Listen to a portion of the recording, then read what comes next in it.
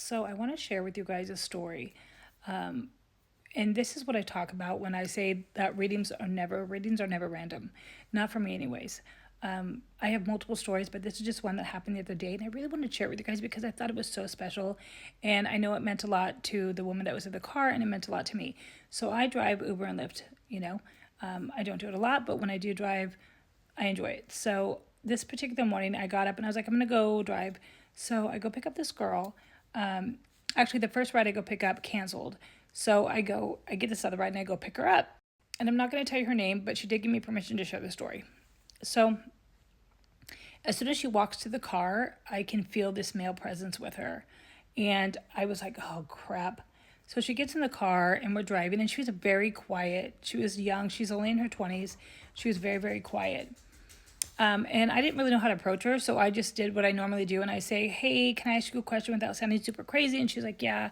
So I said, do you know what a medium is? And she said, no. And I said, do you know what a psychic is? And she said, I've heard of them. So I said, well, that's kind of what I do.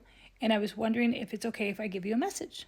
And her response obviously was yes. What do you have to say to me? So I said, I first and foremost, I want you to know that there is a child that comes through. It is a small boy.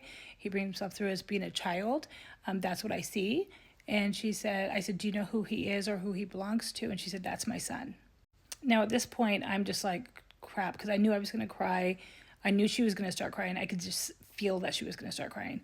So I said, well, I want you to know that he's letting me know that he is with a male, and that a male met him when he passed. And I feel like the male is like a family member, and I don't think he was very old. I actually feel like he kind of died when he was young too, not as a boy, but as like a man. And I feel like he was here, and I feel like he just was like right here on his head, like bam. And she said, "That's my brother. He was actually pew-pewed in violence." So at this point, I'm just like, oh my God, this is just going to get deep. So she starts crying, and she was a very quiet girl. Like she was not, one of those loud, obnoxious people. She was very quiet, very reserved. She started crying. Even her tears were just silent. They were just like running down her face.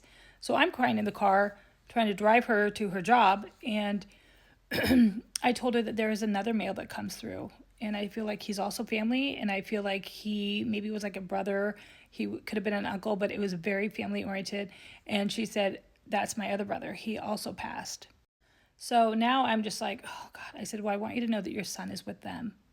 He's with them. I said, but there is also an older male that comes through that's also connected to those three. And do you know who he is? And she said, that's my dad. And I said, well, I want you to know that your dad and your two brothers and your son are all together.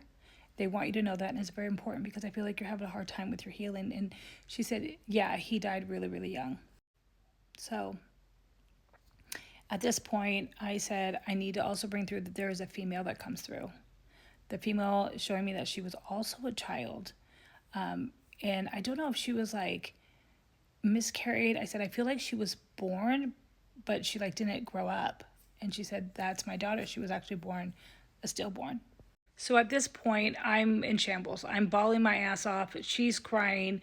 I have goosebumps all over my body. I'm trying to talk to her, well, trying to console her. And I told her, they wanted to come through today. I said, the crazy part is the ride before you canceled and it sent me to your house. And I said, and I know you're meant to be in my car today. I said, because I feel like you really needed to hear this. I said, I want you to know that your children are in a very beautiful place with your brothers and your father, and they are at peace. It was nothing that you did that caused them to pass away.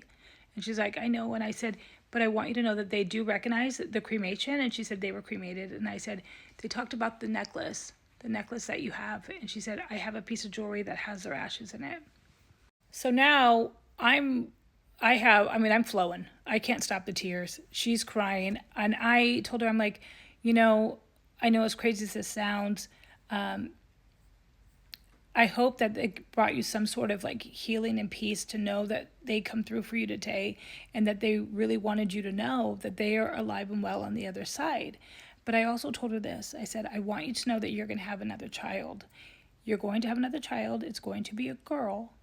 And this child's going to be fine, and you're going to be able to raise this child. When I tell you that this woman looked at me, I'm going to try not to cry. she could not stop crying. Like it was, she cried all the way to work. It was like 8 miles.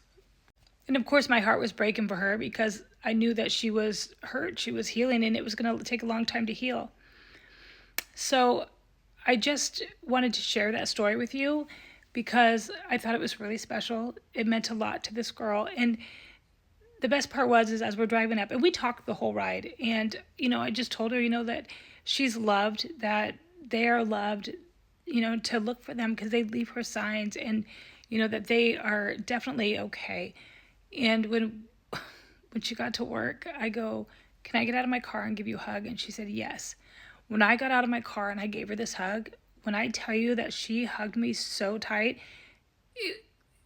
I just didn't even want to let her go. And I said, I hope that I get you in my car again. And she's like, I hope I do too. But it was such a special moment. And this is what I talk about when I say that, like, the readings are never random. I mean, this is just one story of multiple times that I've gone places and I've had to give a reading. And the only reason I knew I had to give her this reading was because I was directed to her, and I knew I was. But it was really special, and I wanted to share that with you because, I thought it was a really special thing. So I hope you guys had a beautiful day. I hope you enjoyed the story, and yeah, I love you guys. Peace.